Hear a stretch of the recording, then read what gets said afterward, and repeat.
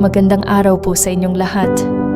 Maraming salamat sa inyong pagsama sa ating panalangin ngayon.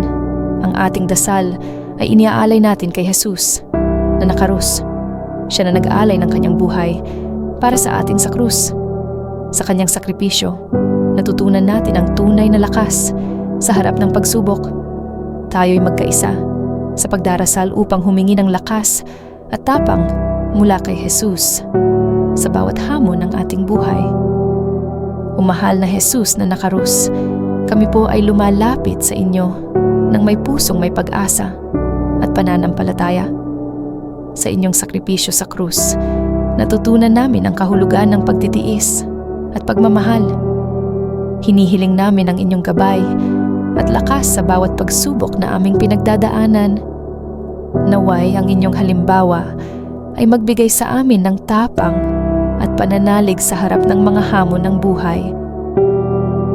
Panginoong Jesus, sa bawat sakit at hirap na inyong tiniis sa krus, nakita namin ang inyong walang hanggang pagmamahal para sa amin. Sa mga oras na kami ay naguguluhan at nahihirapan, naway ang inyong sakripisyo ang magbigay lakas sa amin upang hindi kami mawalan ng pag-asa.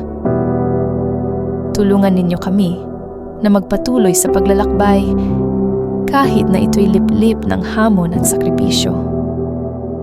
O Jesus, patnubayan ninyo po kami sa pagharap sa aming mga pagsubok. Naway maging matatag kami sa pananampalataya tulad ng inyong pagiging matatag sa krus. Tanggalin ninyo po ang aming mga takot at pagdududa at bigyan kami ng lakas upang magtiwala sa inyong plano. Tulungan ninyo kami na makita ang liwanag sa gitna ng kadiliman at magpatawad sa aming mga kaaway tulad ng inyong pagpapatawad sa krus. Panginoon, sa inyong kamatayan at muling pagkabuhay, natutunan namin na ang tunay na lakas ay nagmumula sa pananalig sa inyong kabutihan at awa. Ipinagkakatiwala po namin sa inyo ang aming mga pinagdadaanan at naway maghari ang inyong kapayapaan at kagalakan sa aming mga puso kahit na sa mga panahon ng kahirapan.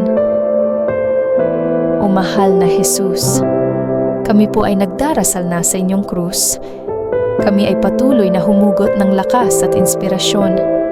Naway ang aming buhay ay maging saksi sa inyong pagmamahal at kalakasan. Maraming salamat po sa inyong walang hanggang gabay at naway patuloy kaming maglingkod sa inyo ng may buong puso at pananampalataya. Amen. Maraming salamat po sa inyong pakikibahagi sa ating panalangin kay Jesus na nakarus. Naway ang kanyang sakripisyo at pagmamahal ang magbigay sa atin ng lakas sa harap ng bawat pagsubok. Kung nagustuhan ninyo ang panalangin na ito, huwag kalimutang mag-subscribe, mag-like, at mag-share upang mas marami ang makasama natin sa ating mga dasal. Maaari din po kayong bumisita sa aming iba pang mga video para sa dagdag inspirasyon at lakas sa pananampalataya. Salamat po at naway pagpalain tayo ng Panginoon